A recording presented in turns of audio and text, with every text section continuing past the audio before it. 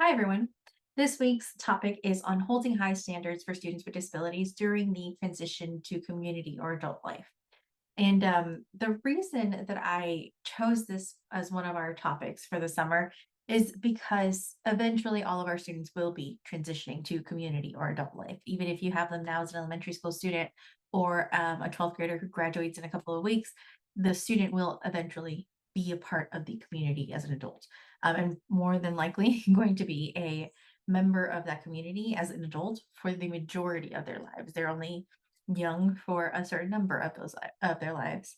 Um, and what ends up happening in this process of transition as these individuals with disabilities move into this next stage in their lives, we tend to see some negative outcomes compared to others without disabilities.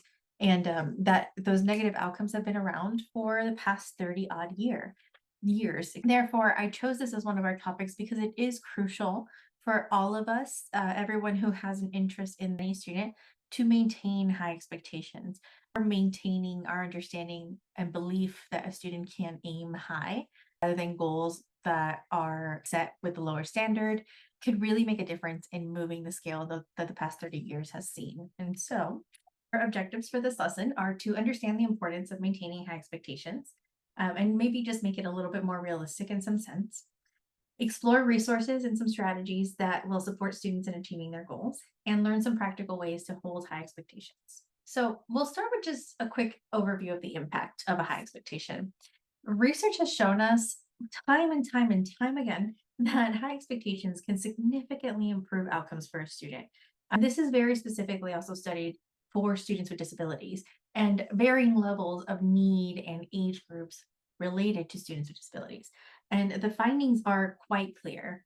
When the student believes in themselves, they will do better. When the student's family or the most interested stakeholders in their lives believe in them, the student will do better. When the teacher believes in a student, the expectation that, like, the outcome of how well a student can do is near astronomical for some. When teachers believe in the potential of their students, those students are more likely to succeed academically, socially, and vocationally. Your belief in your student or students can have a very direct outcome in their future, even if you have them as they're young. You're instilling some of these high beliefs, meaning that they also begin to embody the high beliefs themselves.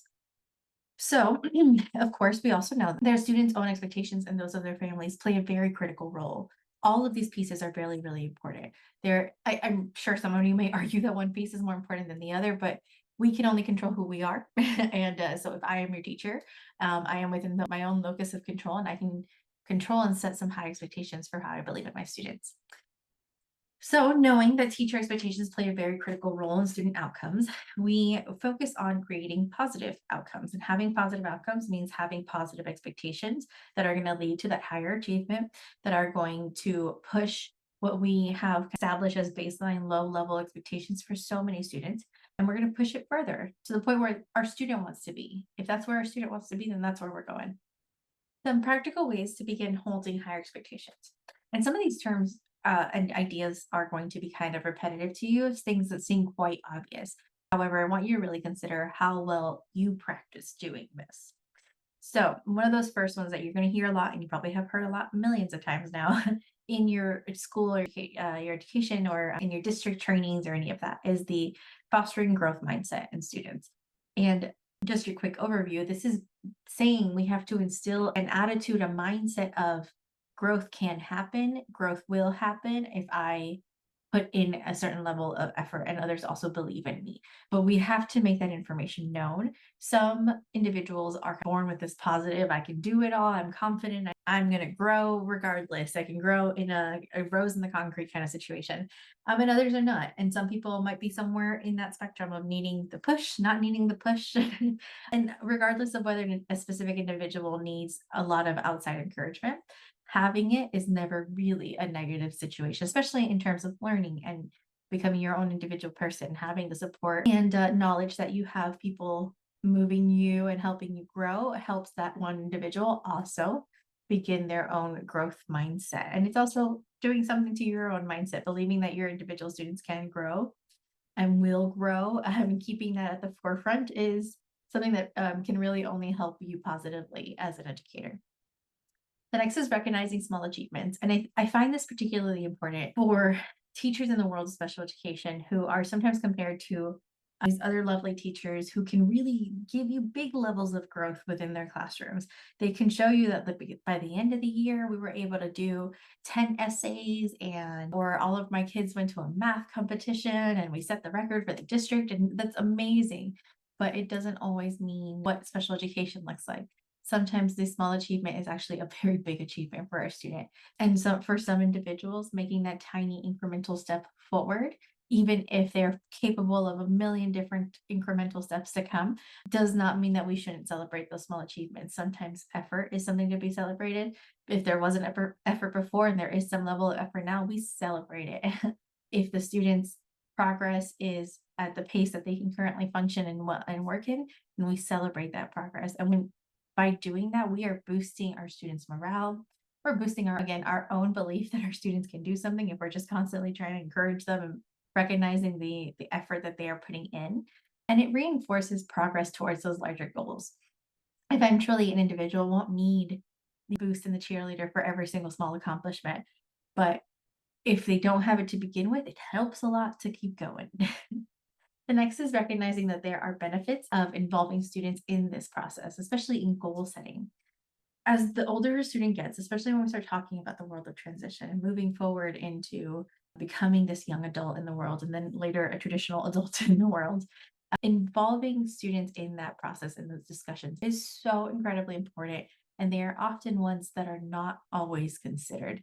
We make all of these great transition plans and we talk to the family and we have all of these great resources and all this information. And we have not put those ideas in mind of who they're going to impact, who has to go do them now, who is expected to see through an outcome. And that is the student. The student needs to be in the middle of all of that. And if possible, they need to be the loudest voice in all of this. Guidance is great, support is great, having help finding the resources and the next steps and the information is wonderful and needed and great when we can supply it to a student. However, they do also need to be the one who's in the middle of that process and making sure that they are as involved as possible in that goal setting. And then in the following and pursuing of those goals is incredibly important. It promotes ownership, accountability, and intrinsic motivation. We are teaching them how to set goals for themselves that they actually want to reach and helping them figure out how to get to that end. Again, remembering that as adults, we don't typically have someone doing that, but we have to learn it somehow. And this is how we're helping our students learn these things. The next is setting ambitious yet achievable goals. And this is a concept I know that you all have been thinking about and working on backwards and forwards in this year, especially with your NTPA stuff. And a big part of that comes with the goals that we were just talking about, teaching students the SMART goal, utilizing the SMART goal format yourself. Part of that is because it's a very systematic, structured way to think about a goal and to write one out and put the pieces together. But also, just because a student says, I have a goal, I'm going to be an NBA superstar by the time I'm 26. I love to see it, would love to see it from any of my students who want that. However, we know that that is big and huge, and you need to break that down. And so, teaching students the way to break down a goal. I suggest the SMART goal because that's something we're all pretty familiar with these days. But even if you're not, show them how to break the concept down. That's really what the utilizing and helping them set ambitious and achievable goals is. A goal can be extremely ambitious. It could sound insane to you and I, but if we can break it down and the student is understanding this process and breaking it down with you and agreeing that this is still something they want to do, and they are the ones now taking ownership and control of it, then you've taught them the SMART goal method, but you also taught them how to get involved in this process a little bit better. It's showing them from step one all the way down. And then the next is encouraging student growth through those goal challenges.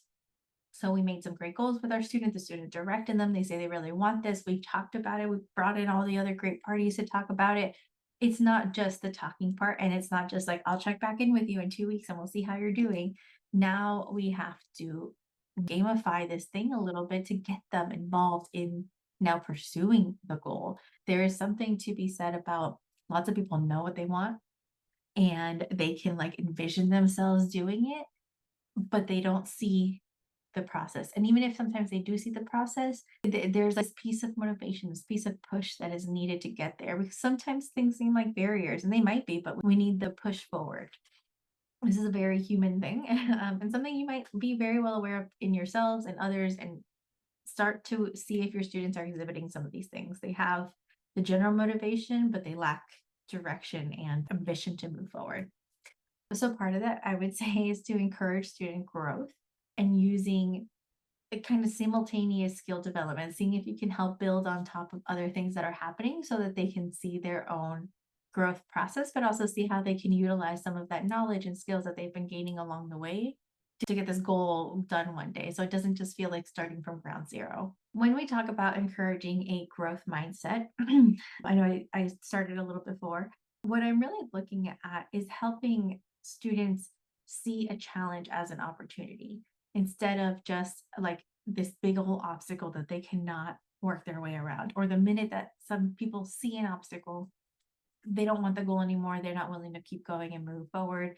But it also, for some, means they are preventing their own growth because of an obstacle. And instead of seeing it as an obstacle, we see it as an opportunity for growth. If we are competitive, we see it as a challenge. I can beat anything, but it should not be seen as impossible just because there is an obstacle. And we want to encourage students to embrace effort, to enjoy feedback, to learn from feedback, and to persist through difficulties. These are also some things we want to encourage in lots of people, right? Like we need to learn how to fail. We need to learn how to grow from failure, and we need to understand different levels of success, I should say. That success can come in so many different forms. It can feel different ways. And we need students to have experience with these things and to start gaining that experience. Part of that is to understand how feedback works and how they can utilize feedback to move even further into their goals. This is something a lot of people struggle with. They get feedback and they get really defensive. That's a wonderful thing for us to start working on, to make feedback feel like growth inducing and not shrinkage. We're not trying to get down back in the weeds just because we got some feedback we didn't like. And this is helping develop a very resilient mindset. I think that's a very important key to fostering some long-term success. And learning to embrace the challenges really helps cultivate adaptability and innovation. If we really think about all these, the reasons why we do things, it's because they help make a very well-rounded person who is likely to be successful in different assets of their future.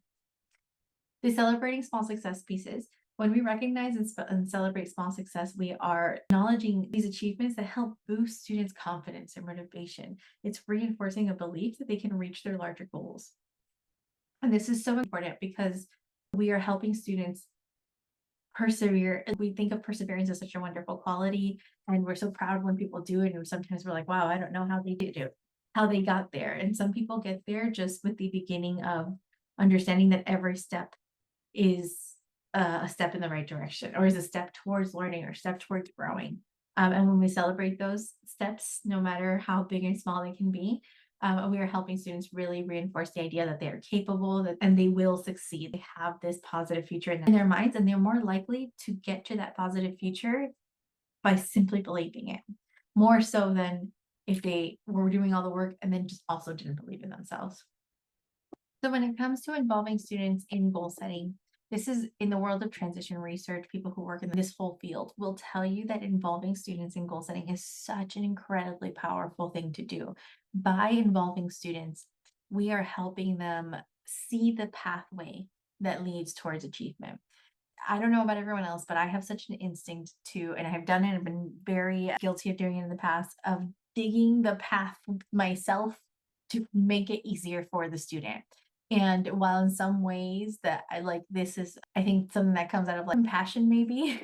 I just want it to be easy and I want them to do well. It doesn't necessarily lead to independence. It doesn't lead to feelings of personal belief because someone else did it for you and you can just walk the path.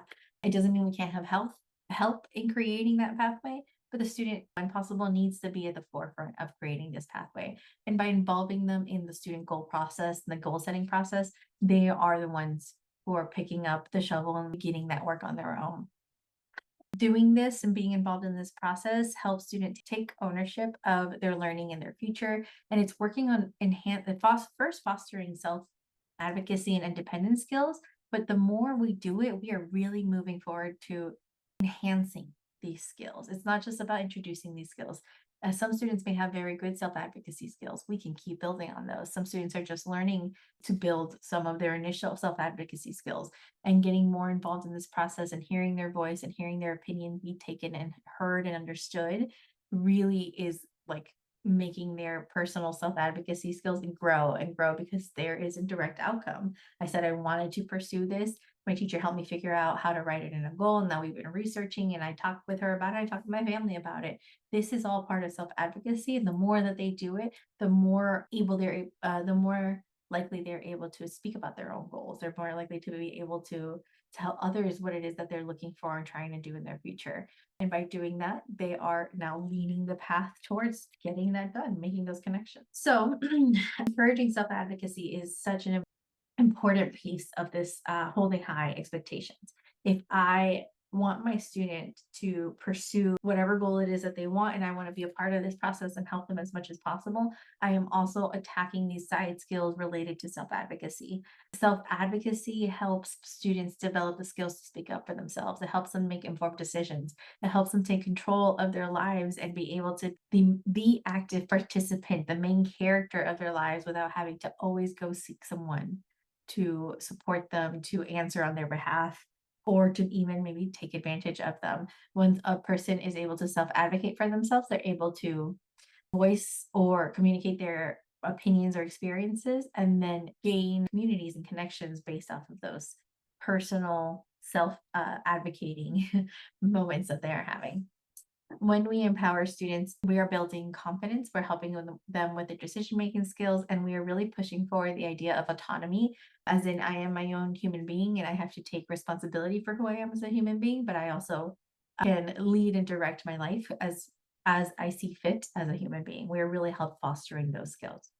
And then part of this also helps students set and pursue these goals effectively. And effectively meaning that they are making these decisions based on the information they're receiving, the connections that they're making. And they're not necessarily just making a decision about what it is they want to be after high school or what is their lifelong career goal based off of just a personal want and not necessarily the whole. They're trying to take in the whole picture. And when we encourage self advocacy, we're helping them understand that whole picture, and that's the informed decision making. When you are also just coming off of your collaboration with families and agencies course, so I know that there's a lot of this that you've seen in the world of transition. Collaboration with families and agencies is so incredibly crucial to us also holding high expectations. And the reason I say that is, and there are lots of times where there are different groups at odds. People have different ideas for what an individual needs or would benefit most from. In the world of transition, holding high expectations is sometimes maybe like a one-sided argument because you may hold really high expectations. You've been working so hard and doing some amazing things with your student, and you can see their progress and growth. But then you meet the parents, and maybe parents have a completely different idea that does not align with what you and the student have been working on, or maybe what the student themselves says that they want to do with their lives. And what they end up with is a disparaging level of support. And so, when possible, and I will say when possible should be as much as possible, making sure that we are able to collaborate with families will really help this entire transition process. And especially when our collaboration is aligned with the students that they wanted, or we've all come to a consensus and we're still in pursuit of what the student wants and the student is at the helm of the ship, then we will be able to really get behind the student more, which if we're all on board and we all have a high expectation, that student is going to do well and they also believe they're going to do well. What else is going to come true, or what else can happen but that to come true? That's like the general attitude and idea that we want to move forward with. Doesn't mean that it always happens that way. It doesn't mean that other obstacles and big things are not going to get in the way. It just means that we're really communicating high expectations and by everyone being on the same page. And the same goes with outside agencies. Community and outside agencies do so much to support students, and making sure that we are connected with them along with the family is really going to push our ability to get those high expectations met. And finally, a great actual practice that can make such a significant difference for the students holding their own expectations, but also us having high expectations for our student is through work-based learning opportunities. Work-based learning opportunities are things like internships and job shadowing and apprenticeships, and they are designed to help students gain that real world experience and develop these important job skills.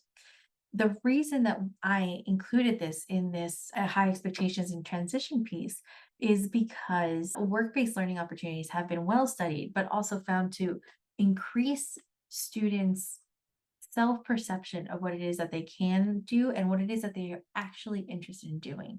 Part of this, whether or not the student ends up liking those experiences, part of this is exposing them to all different types of work settings, people in general, and actual real world experiences as much as possible, because it is showing them that they can integrate into those real world settings, that they can be a part of those settings, and letting them explore and figure those pieces out to have that personalized moment where they can look around and see if they feel like this is a place they want to be. They can get experience, they can make connections, they can gain so much from this career education, work based learning opportunity experience.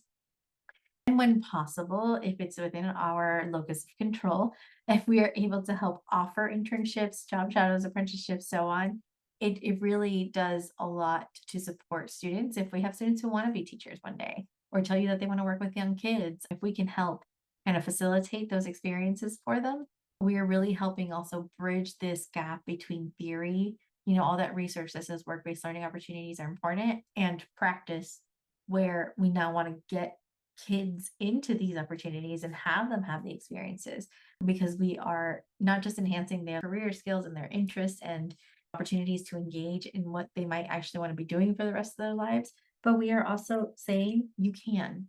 And that's so important for them. You can gain that internship. You can go work at the governor's office. There are so many things that you can do that have not been communicated to you yet. And by incorporating work based learning opportunities, we are doing that.